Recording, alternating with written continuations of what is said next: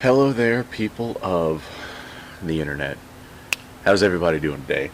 So I've gotten this question like 5 different times now. Not really from people online. This tends to be more people that I meet in person, typically whenever I'm at the gun store, or whenever I come across, people who are not into firearms, and I make it known that I am into firearms and they got questions. A lot of times these people will ask me, what is it that I should collect? And I'm like, well, the first time I heard this, like, the question really threw me off guard. This was like quite a while ago whenever I heard this one.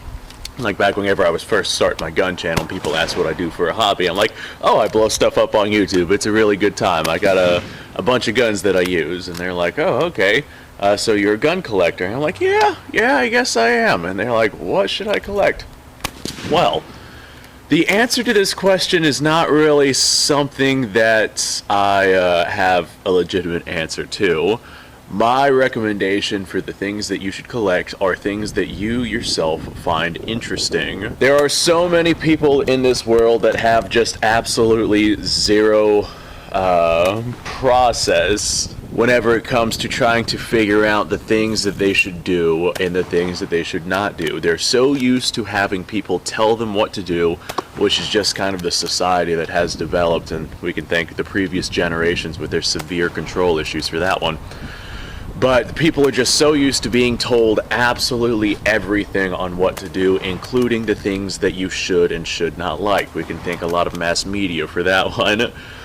But a lot of people out there, what the hell was that? There's something moving around over there. Alright, as long as it stays over there, because I don't know what that critter is. But let's see, what was I saying? A tremendous amount of people out there, like not even firearms related, just on a real note, me and you talking, a tremendous amount of people out there I have found when I ask them, what do you want to do? Or what do you want to be, or what do you do for fun, or this, that, the other, and they just have no idea what they want to even take into consideration whenever it comes into what kind of lifestyle they want to have. They're like literally just rolling with the flow and doing whatever anyone tells them to do. I think I've come across a tremendous amount of people like that. So I guess it's these kinds of people that do not know what they should collect. They want to get into firearms collecting, so hey, by all means, thumbs up, you go ahead. And you go get around to doing that. I myself am a firearms collector, as you've seen from my extensive arsenal that I have on the YouTube channel here. But you have yourself a couple of options. You have what you find interesting. That should be like prime number one. Don't go out and collect things unless you yourself find them interesting. Of course, that being said, I have myself collected some things that I have not found interesting, but I got a good deal on them and they make good video content, which brings me to my number 2. If you have something that you're doing, collect things that are valuable towards what it is that you're doing. In my case, I have content creation here. So if I have something that I'm not particularly interested in, but I know it'll make good video content, I'll grab it, make content on it, and then if I deem it not worthy of keeping, I'll probably just turn around, sell it, and use that money to buy something else for the YouTube channel here. Now, the third thing, things that are valuable to other people. Like if there's other collectors out there, there's a massive firearms collecting market. If there's other collectors out there that say, hey, this particular piece is valuable, and you just so happen to come across one of those things and you want to start a collection, hey, that's a really good way to start doing that. But don't get discouraged on picking up things that are not valuable. For example, this right here. This is a sporterized Carl Gustav rifle, and it is both absolutely gorgeous and horrendously ugly at the same time. It's like if you have yourself, I don't know, an ugly girlfriend that you love dearly, and you find her pretty, but really she's not all that pretty. This is the ugly girlfriend. There is absolutely nothing collectible about this rifle at all. This is chambered in 6.5 by 55. It is a nice rifle. I mean, the Carl Gustav rifles are very nice rifles in general. It's a cock on close action, so you do have to fight some spring tension here.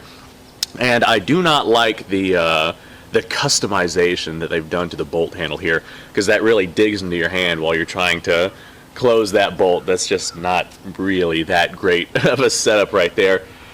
But I've shot this rifle on the channel before. I've made a whole video on it. If you want to learn more about it, by all means, go ahead and go learn more about it. It's a heavy rifle. It's completely impractical. It's in a cartridge that you can't exactly find at every, you know, surplus store. Or it's in a not all that common cartridge. You can find 6.5 by 55. It's not like 7.35 Carcano, which doesn't exist unless you reload it. This is available, but it's not near as available as .308.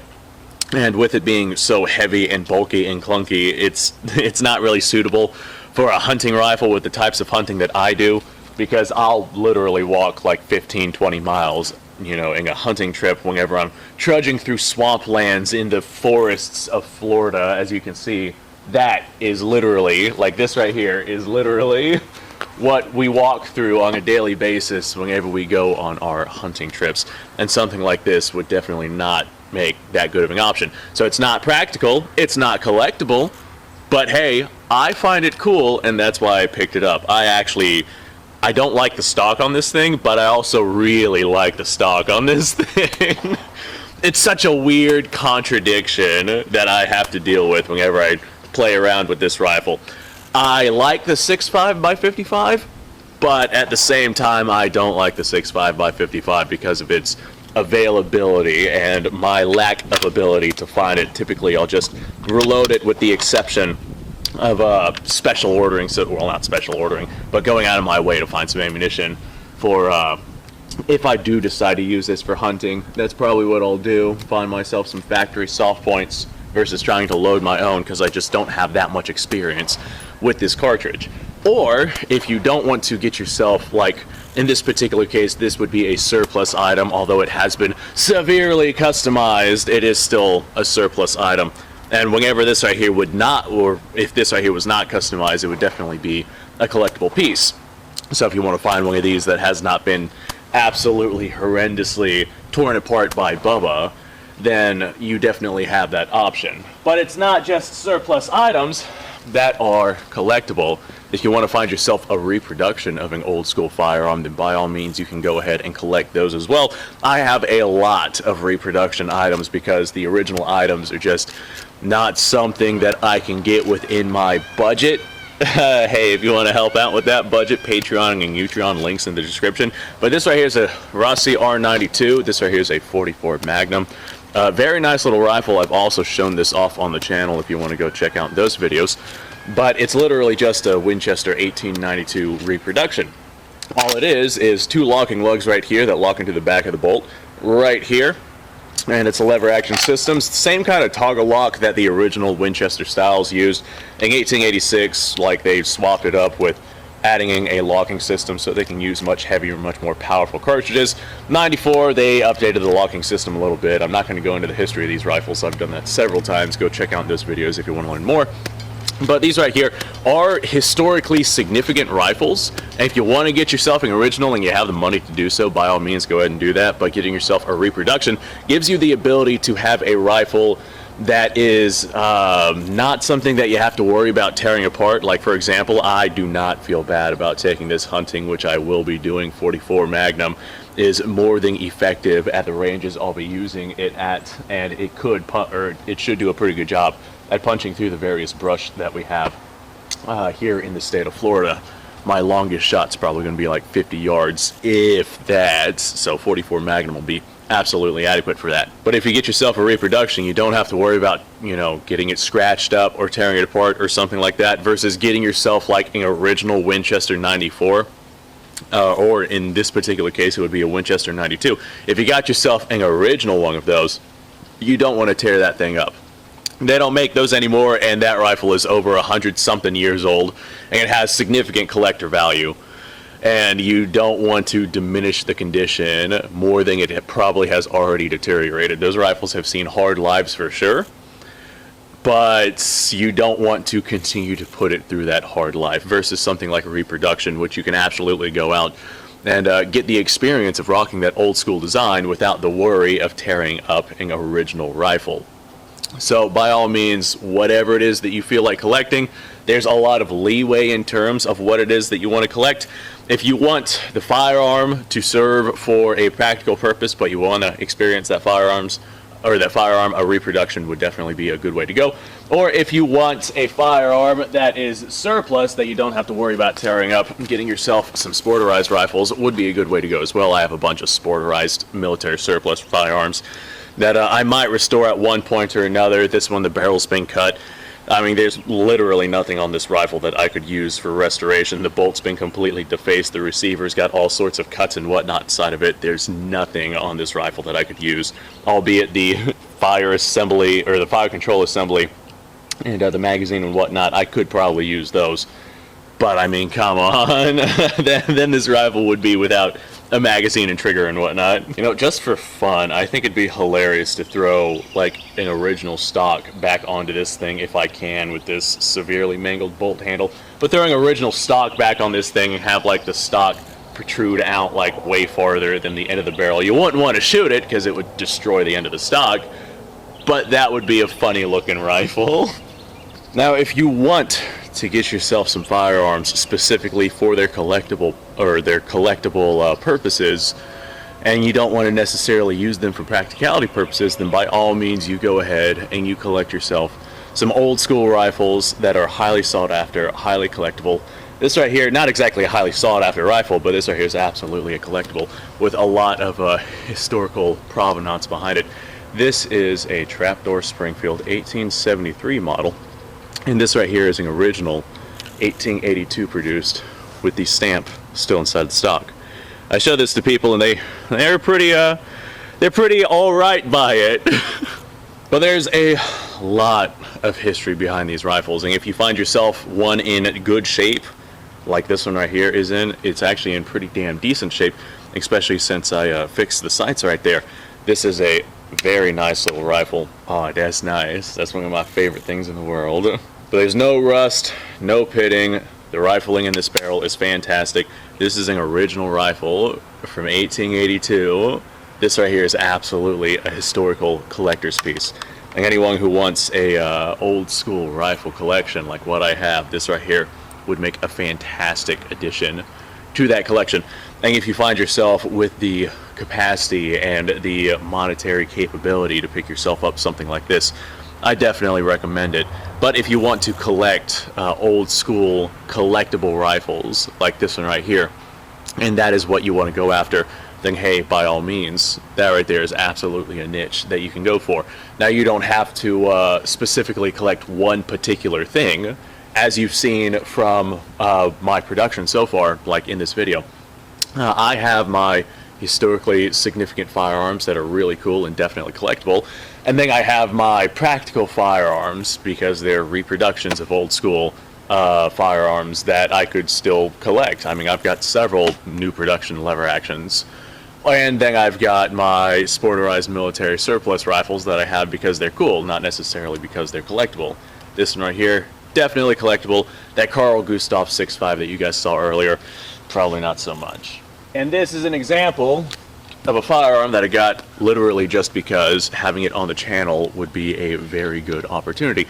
This is a rolling block. We have rain coming down.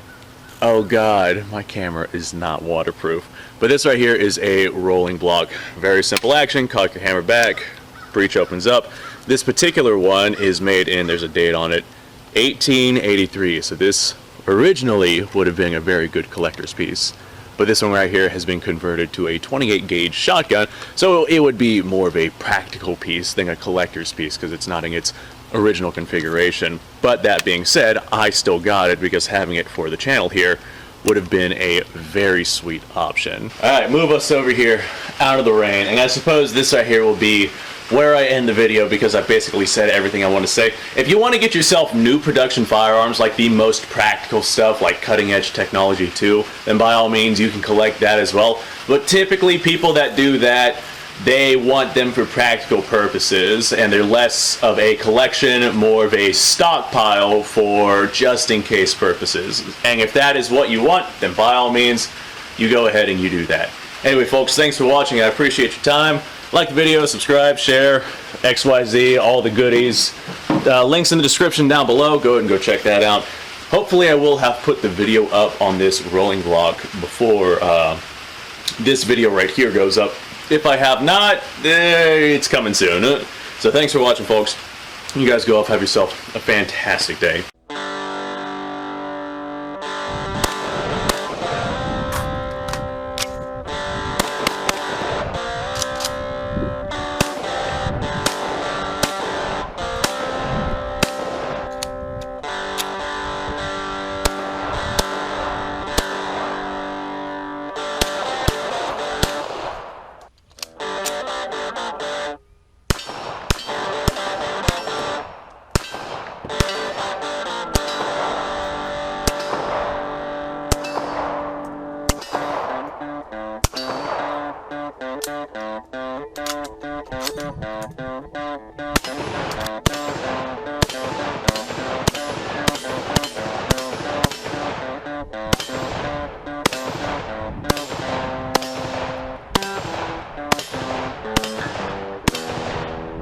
Been a little while since I've done this.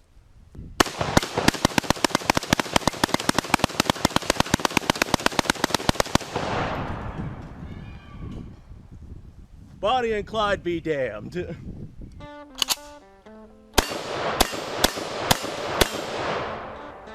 Poor man's Garrett.